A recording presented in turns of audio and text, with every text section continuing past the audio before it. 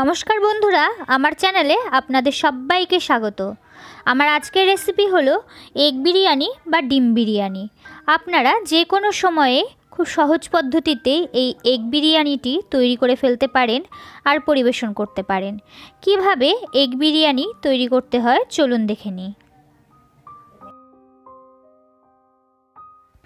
প্রথমে আমি বিরিয়ানির জন্য ভাতটা তৈরি করে নেব। এর জন্য একটা পাত্রে আমি 8 থেকে 9 কাপ পরিমাণের জল নিয়ে নিচ্ছি।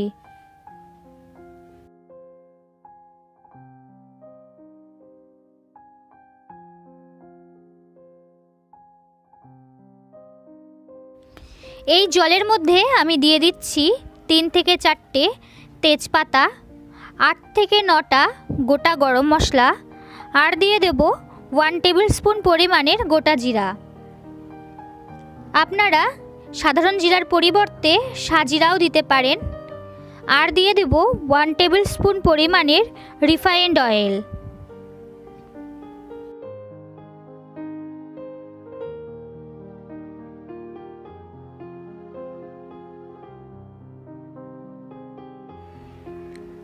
এখন আমি জলটাকে ঢেকে দিয়ে 3 থেকে 4 মিনিটের জন্য খুব ভালো মতন ফুটিয়ে নেব। দেখুন 3 থেকে 4 মিনিট পরে জলটা খুব ভালো মতন ফুটে এসেছে। এর মধ্যে আমি দিয়ে দিচ্ছি আগে থেকে জলে ভিজিয়ে রাখা বাসমতি চাল।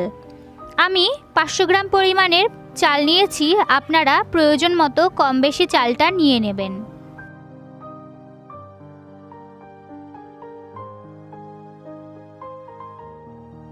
এই বাসমতি চালটা রান্না হতে বেশিক্ষণ সময় নেয় না, তাই আমি 7 থেকে 8 মিনিটের জন্য চালটাকে সেদ্ধ করে নেব।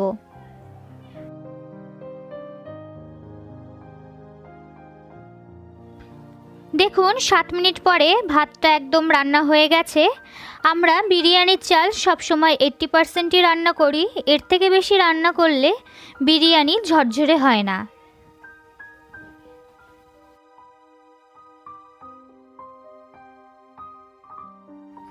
ভাত রান্না হয়ে গেছে। এখন আমি গ্যাসের ফ্লেমটাকে অফ করে দিয়ে ভাতের সম্পূর্ণ ফ্যানটাকে ঝরিয়ে নেব।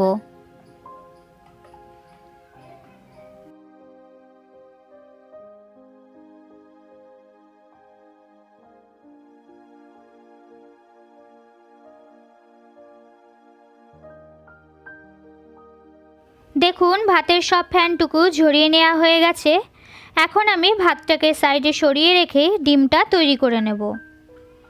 আমি কড়াইয়ে 1 থেকে 2 টেবিল স্পুন পরিমাণের তেল নিয়ে নিচ্ছি। আমি এই তেলটা আগে পেঁয়াজ ভাজতে নিয়েছিলাম, সেই তেলটার মধ্যেই আমি ডিমটা ভেজে নেব। এই তেলের মধ্যে আমি 4টে সেদ্ধ ডিম দিয়ে দিচ্ছি। আমি ডিমগুলোকে কাঁটা চামচ দিয়ে একটু ফুটো করে নিয়েছি, তাহলে ডিমগুলো ভাজার সময় ফেটে যাবে না। এই ডিমগুলোকে আমি খুব হালকাভাবে 2 মিনিটের জন্য মিডিয়াম ফ্লেমে ভেজে নেব। দেখুন 2 মিনিট পরে ডিমগুলো খুব হালকাভাবে ভেজে নেওয়া হয়ে গেছে। এখন আমি ডিমগুলোকে কড়াই থেকে তুলে নেব।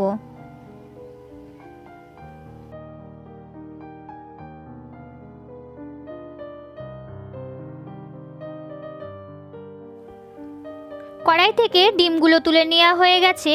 এই তেলের মধ্যে আমি আরও দিয়ে দিচ্ছি 4 থেকে 5 টেবিল স্পুন পরিমাণের তেল। তেলটাকে আমি কিছুক্ষণের জন্য গরম করে নেব। দেখুন তেলটা গরম হয়ে এসেছে। এই তেলের মধ্যে আমি দিয়ে দিচ্ছি 1 টেবিল স্পুন পরিমাণের গোটা জিরা, আর দেব 2টো শুকনো লঙ্কা, আর দিচ্ছি 3 থেকে 4টে গোটা গরম মশলা। মশলাগুলোকে আমি কিছুক্ষণের জন্য তেলে নেড়ে নেব।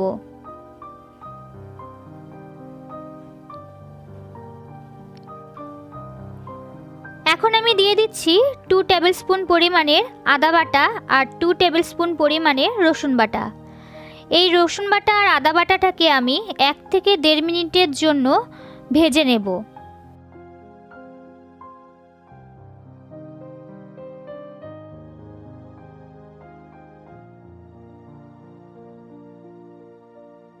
দেখুন আদা আর রসুন বাটাটা খুব ভালো মতন ভাজা হয়ে গেছে।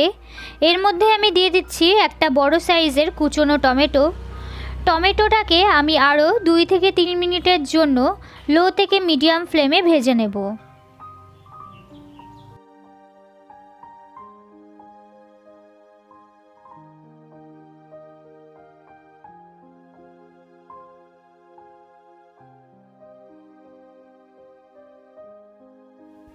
দেখুন টমেটোটাও খুব ভালো মতন ভাজা হয়ে গেছে।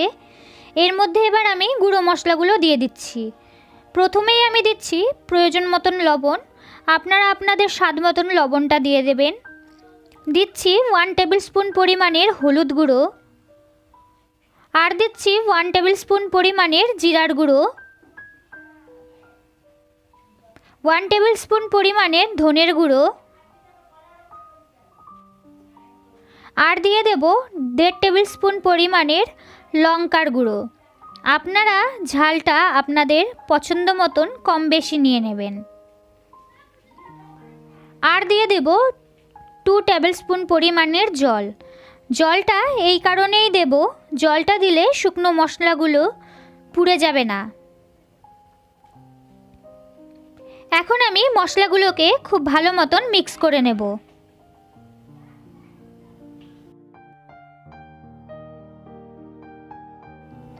দেখুন মশলাগুলো খুব ভালো মতন মিক্স করা হয়ে গেছে।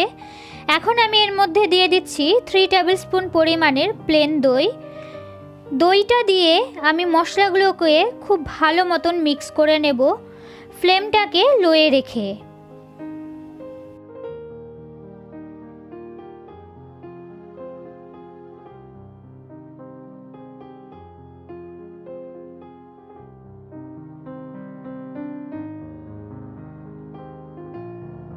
দই দিয়ে মশলাগুলোকে খুব ভালো মতন মিক্স করা হয়ে গেছে। এখন আমি এর মধ্যে দিয়ে দেব আগে থেকে ভেজে রাখা 2টো মিডিয়াম সাইজের পেঁয়াজ।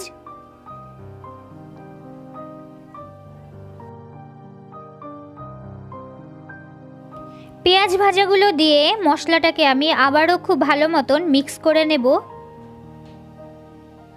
দেখুন খুব ভালো মতন মিক্স করা হয়ে গেছে। এখন আমি এই মশলার মধ্যে দিয়ে দিচ্ছি 1/2 কাপ পরিমাণের জল। জল দিয়ে মশলাগুলোকে আমি আবারও মিক্স করে দেব।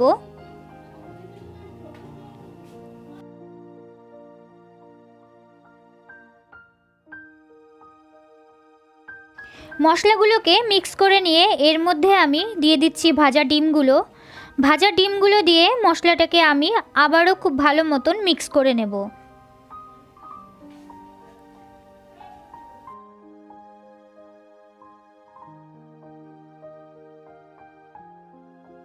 মিক্স করা হয়ে গেছে। এর মধ্যে আমি দিয়ে দিচ্ছি আরও 1/2 কাপ পরিমাণের জল।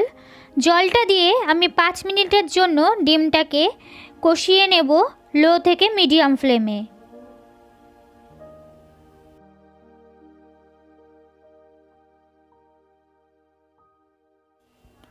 প্রায় 5 মিনিট পরে ডিমটা খুব ভালো মতন রান্না হয়ে গেছে। এখন আমি এর মধ্যে দিয়ে দেব 1 টেবিল স্পুন পরিমাণের বিরিয়ানি মশলা, আর দেব 1 থেকে 2 টেবিল স্পুন পরিমাণের কুচনো ধনেপাতা। ধনেপাতা আর বিরিয়ানি মশলা দিয়ে ডিমটাকে আমি খুব ভালো মতন মিক্স করে নেব।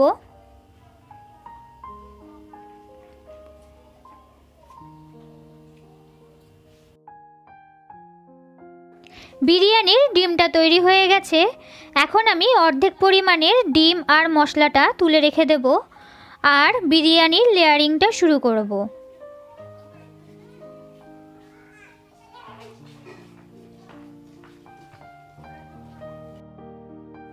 এই ডিমের উপর দিয়ে আমি অর্ধেক পরিমাণের ভাতটা দিয়ে দিচ্ছি।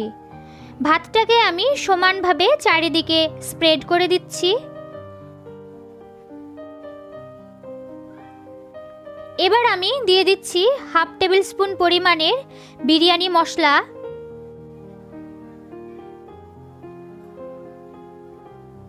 বিরিয়ানি মশলা দেওয়ার পরে আমি দিয়ে দিচ্ছি আগে থেকে তুলে রেখেছিলাম যে ডিমটা, সেই ডিমটা।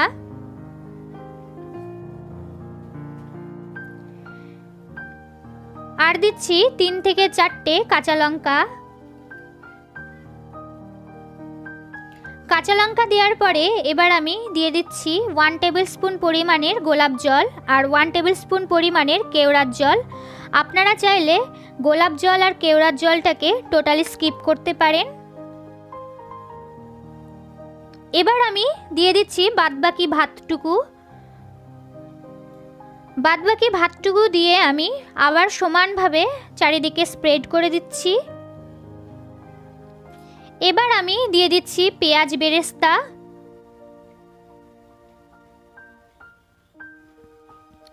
পেঁয়াজ বেরেস্তা দেওয়ার পরে আমি দিচ্ছি 1 থেকে 2 টেবিল স্পুন পরিমাণের কুচনো ধনেপাতা। ধনেপাতা দেওয়ার পরে আমি দিয়ে দিচ্ছি 1/2 টেবিল স্পুন পরিমাণের বিরিয়ানি মশলা আর দিয়ে দেব 1 টেবিল স্পুন পরিমাণের গোলাপ জল আর 1 টেবিল স্পুন পরিমাণের কেওড়ার জল।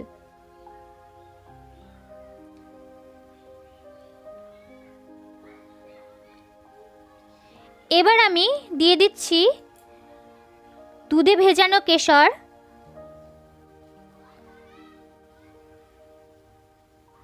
আর দিচ্ছি হলুদ খাবার রং। আপনারা চাইলে খাবার রংটাকে স্কিপ করতে পারেন। আর দিয়ে দিচ্ছি 1 টেবিল স্পুন পরিমাণের ঘি। এবার আমি কড়াইটাকে ঢাকা দিয়ে 10 থেকে 15 মিনিটের জন্য লো ফ্লেমে দম দেব।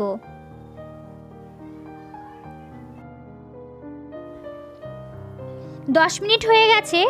দেখুন 10 মিনিট পরে বিরিয়ানিটা একদম রেডি।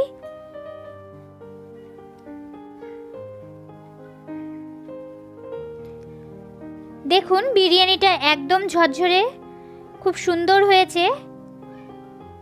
বিরিয়ানিটা এবার আমি পরিবেশন করব। দেখুন তৈরি হয়ে গেল সুস্বাদু এগ বিরিয়ানি বা ডিম বিরিয়ানি। আমার আজকের রেসিপিটি যদি আপনাদের ভালো লেগে থাকে তাহলে ভিডিওটিতে অবশ্যই লাইক করবেন। আমার চ্যানেলে যদি নতুন এসে থাকেন তাহলে চ্যানেলটিকে সাবস্ক্রাইব করার অনুরোধ রইল। পাশে থাকা বেল আইকনটিকে প্রেস করে দেবেন, এতে নতুন কোনো ভিডিও এলে আপনারা মিস করে যাবেন না। আবার আপনাদের সঙ্গে দেখা হবে অন্য কোনো রেসিপি নিয়ে।